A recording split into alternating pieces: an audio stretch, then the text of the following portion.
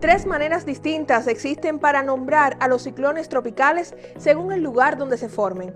Si es en el Atlántico Norte o en el Pacífico Nororiental, son conocidos como huracanes, mientras en el Pacífico Noroccidental se les llama tifones. Sin embargo, cuando su origen está en el Océano Índico, mantienen el nombre de ciclón tropical.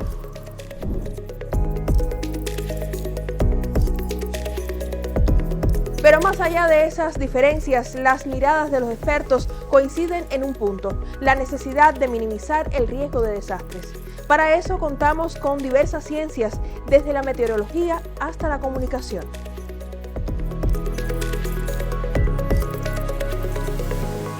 Porque se trata de un asunto imprescindible de la agenda mundial, le dedicamos esta emisión del informativo de la ciencia cubana.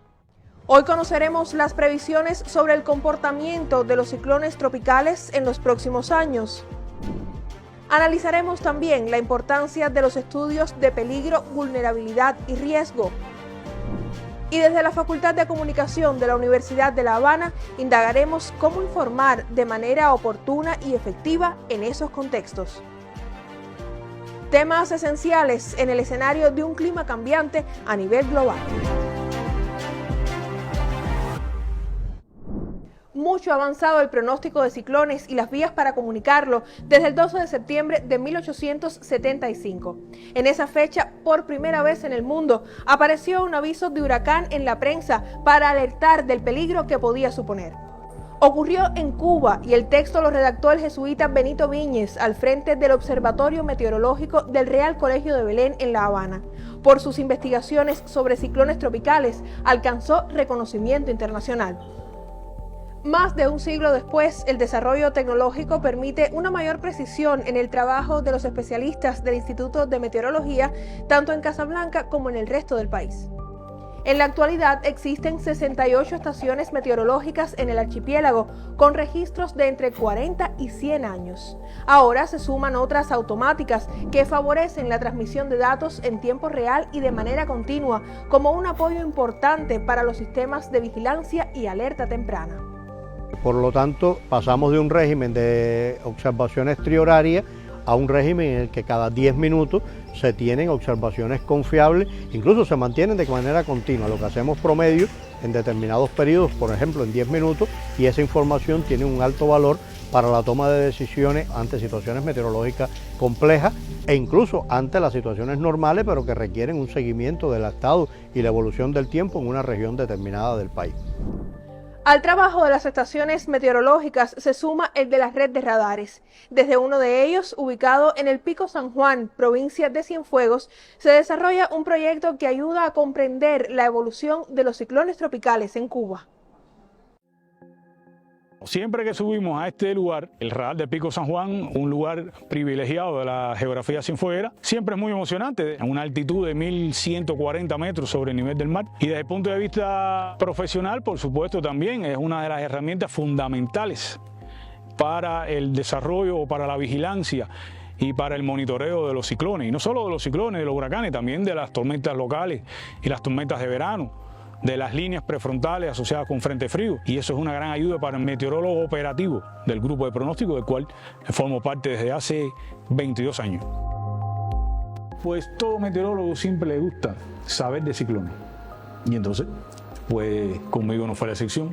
Me di la tarea de investigar sobre los ciclones, sobre los huracanes, no solo en Cienfuegos, sino también en el área, en la cuenca en nuestra cuenca del Atlántico. Pues entonces decidimos hacer una aplicación web que no solo va a tratar de ciclones, va a tratar también de cómo gestionar las observaciones meteorológicas que se dan cada 3 horas en las 68 estaciones meteorológicas asistidas que tiene nuestro país. Incluimos la base de datos de los ciclones, de manera que podemos hacer un tratamiento estadístico también con todos los ciclones, filtrando los datos por varios campos.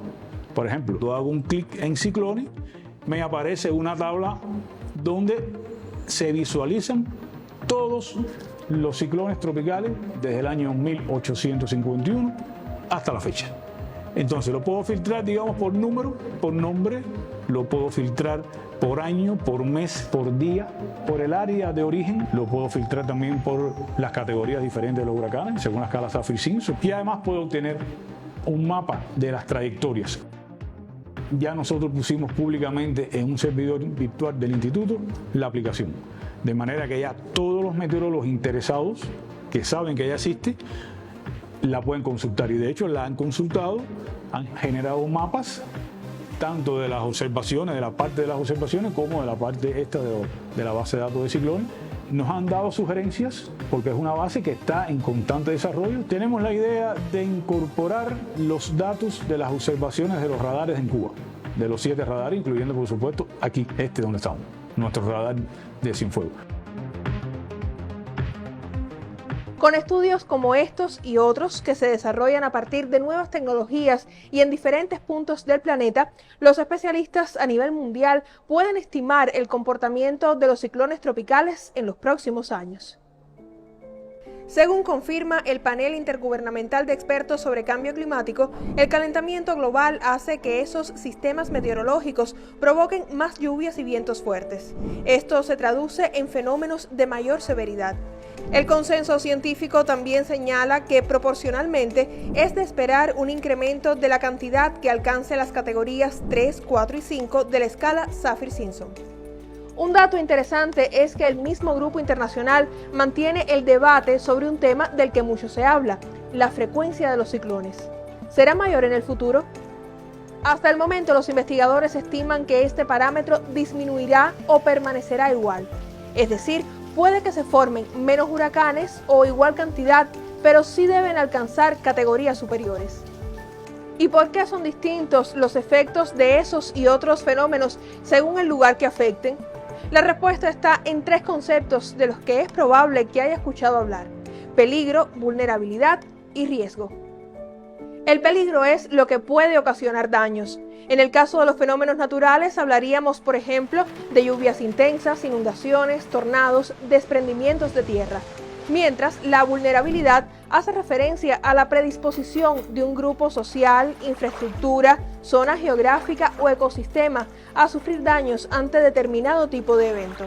Por último, el riesgo sería entonces la posibilidad de que un fenómeno peligroso genere afectaciones considerables. Desde inicios de los 2000, los especialistas realizan en Cuba estudios de peligro, vulnerabilidad y riesgo, varios en alianza con organismos internacionales como el Programa de Naciones Unidas para el Desarrollo. Abarcan situaciones muy diversas: terremotos, problemas de salud humana y animal y eventos hidrometeorológicos, entre otros.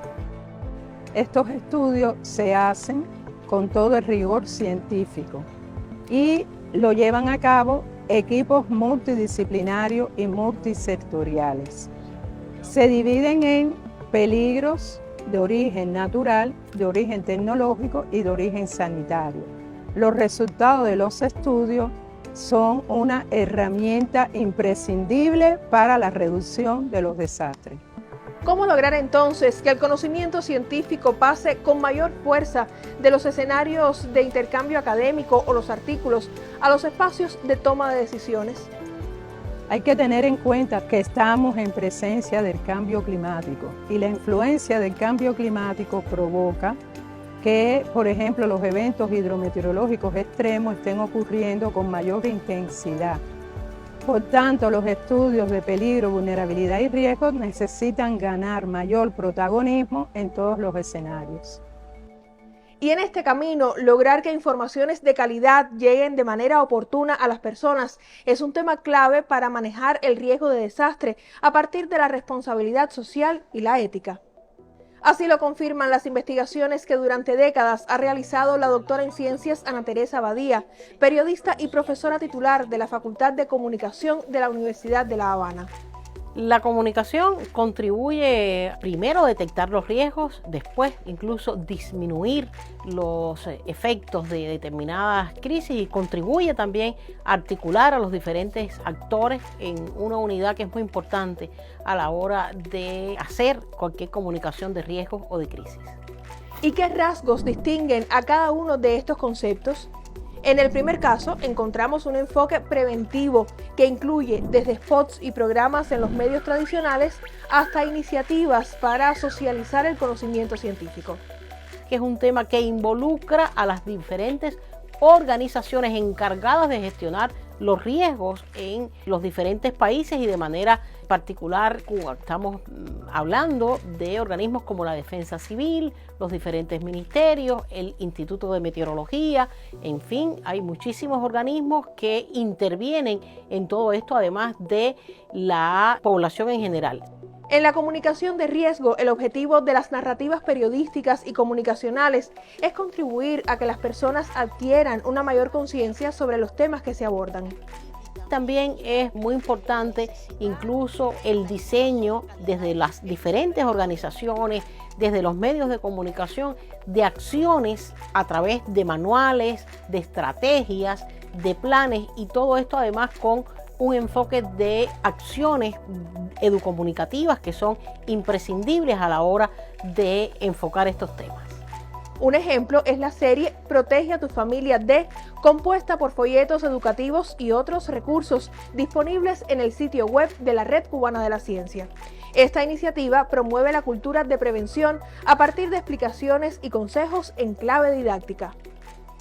¿Pero qué sucede cuando ocurre un desastre? En ese caso, a diferencia de la comunicación de riesgo, la que se hace es reactiva. O sea, una respuesta posterior centrada en los efectos inmediatos de un determinado evento. Permite además minimizar consecuencias y viabiliza la recuperación. Otro tema muy importante es lograr, tanto en los medios de comunicación tradicionales como en otros espacios, un tratamiento sistemático de las situaciones de riesgo. Termina una crisis, pero tengo que evaluar, tengo que ver qué se hizo mal, qué se hizo bien, dejar el tema en agenda para volver con la comunicación de riesgo sobre ese tema. O sea, por eso es que siempre digo que hay una interdependencia mutua entre la comunicación de riesgo y la comunicación de crisis. ¿Y cuál es el rol de la comunicación comunitaria? ¿Qué vías permiten llegar a la mayor cantidad de personas posible antes, durante y después de un evento peligroso? No es lo mismo un fenómeno que se pueda presentar en una comunidad X al que se pueda presentar en una comunidad Y. Por tanto, la comunidad define el riesgo porque define también la vulnerabilidad en la que se encuentran los ciudadanos. Y eso hay que tenerlo en cuenta. En estos escenarios resulta imprescindible el trabajo de los medios locales, también la comunicación interpersonal, el uso de altoparlantes y aprovechar la experiencia de los líderes comunitarios como multiplicadores del mensaje. Otro punto de interés son los sistemas de alerta temprana que bien aprovechados permiten una adecuada gestión del riesgo. Hoy son muchas las posibilidades para llegar a las personas, incluidas las que están en situación de discapacidad. Por ejemplo, el sistema de radioaficionados que forman grupos de emergencia, los medios tradicionales, el envío de mensajes masivos a los teléfonos móviles y las redes sociales. Si pensamos en las plataformas digitales, muy útiles en los contextos a los que nos referimos, dos preguntas son necesarias para una comunicación efectiva. ¿A quiénes debemos llegar con las informaciones? ¿En qué red social se encuentran esas personas? Se deben establecer estrategias y segmentar las audiencias teniendo en cuenta las redes sociales donde éstas se encuentran. ¿Qué quiero decir con esto? Si la mayoría de los ciudadanos está en Facebook, si es la red más usada en Cuba, pues los mensajes hay que dirigirlos sobre todo hacia esa red social. Pero ¿qué sucede cuando en el contexto de un huracán, por ejemplo, no hay electricidad o la carga de los móviles se agota? ¿Cómo lograr que informaciones esenciales lleguen a la ciudadanía? Yo creo que hay acciones muy importantes, tales como el uso de bocinas, retomo la necesidad de usar altoparlantes, la necesidad de articular a los diferentes representantes de las comunidades, como son los delegados, los representantes de otros organismos que tienen que ver con la gestión del riesgo, porque obviamente es el espacio, una comunidad donde más prevención se puede hacer y donde más educación se puede hacer también. Ante una realidad en la que los ciclones tropicales son peligros de origen natural a los que estamos expuestos, ¿cuáles son algunas de las proyecciones esenciales para una adecuada gestión del riesgo de desastres? Muy importante es continuar trabajando en brindar una información meteorológica cada vez más oportuna, más veraz, mucho más a tiempo ante cualquier situación meteorológica, para que nuestros ciudadanos utilicen mucho más nuestras redes oficiales para informarse sobre determinadas situaciones meteorológicas y no tengan que acudir a otras áreas donde la información no siempre es lo más fidedigna posible y además muchas veces tiende a la confusión en estos aspectos. Aplicar el resultado de los estudios de peligro, vulnerabilidad y riesgo, divulgarlos, que llegue a toda la sociedad, capacitar a todos los actores, es una manera de poner la ciencia en función de la vida y del desarrollo. La comunicación es clave y es imprescindible en momentos en los cuales ocurren desastres de origen natural y otros, y por tanto buscar siempre las mejores maneras de comunicación garantiza la manera en la cual se llega a los ciudadanos, que yo creo que es la clave de todo este proceso. A estos enfoques se suma la comunicación pública de la ciencia, que ayuda a democratizar conocimientos necesarios para que tomemos decisiones oportunas y también para hacer un análisis crítico de la información que aparece en redes sociales durante la temporada ciclónica. Recordemos que la cultura científica está en el centro de sociedades mejor preparadas y más resilientes.